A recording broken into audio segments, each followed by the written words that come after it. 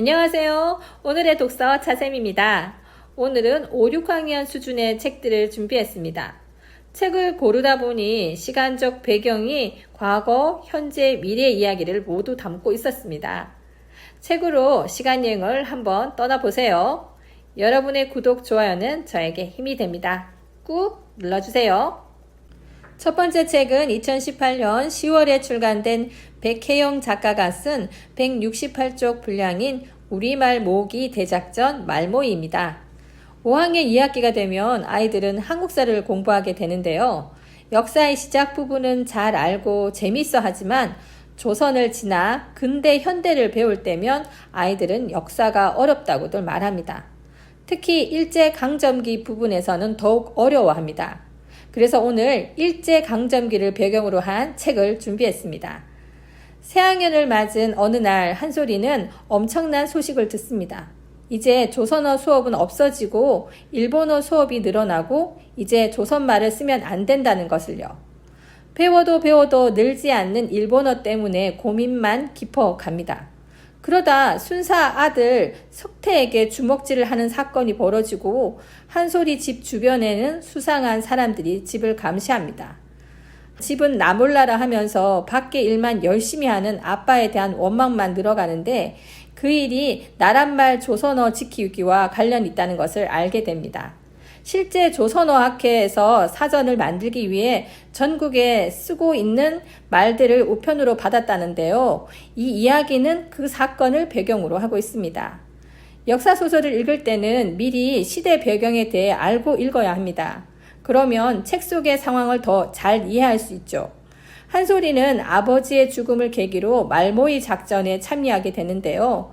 그 과정에서 의외의 인물이 가담하게 됩니다. 역사 속의 우리말 지킴이들의 이야기, 우리말 모으기 대작전 말모이입니다. 두 번째 책은 2020년 5월에 출간된 황지영 작가가 쓴 160쪽 분량인 우리 집에 왜 왔니? 입니다. 저는 이 책을 제목만 보고 시집이라고 생각했습니다. 예전 아이들이 놀 때 하는 노랫말과 제목이 같았기 때문이죠. 읽어보니 동화책이었는데 나라면 어땠을까 하는 생각이 들게 하는 책이었습니다. 내성적인 한별이가 뭐든지 잘하는 예빈이와 같은 모둠이 되면서 이야기는 시작됩니다. 한별이는 모둠장까지 받게 되죠. 모둠 숙제를 한별이네 집에서 하게 되는데 그 이후로 예빈이는 한별이의 집에 매일같이 옵니다. 한별이의 침대가 좋다며 먼지 재채기를 하면서도 제 침대처럼 누워있고 한별이 엄마에게 스스럼 없이 다가가 딸처럼 얘기도 합니다. 한별이는 이 상황이 혼란스럽기만 한데요. 특별한 이유 없이 친구를 오지 말라고 할 수 없으니 말입니다. 저녁도 같이 먹고 밤이 되었는데도 같이 앉는 친구를 어떻게 해야 할지 난감하죠. 저라도 참 난감해할 것 같습니다. 그러다 예빈이가 이런 게 처음이 아니라는 것을 알게 됩니다.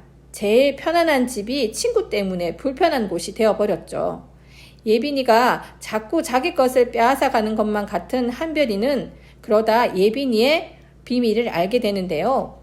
예빈이의 행동 때문에 짜증이 나다가 이유를 알고 그럴 수 있지 하는 생각을 가지게 됩니다.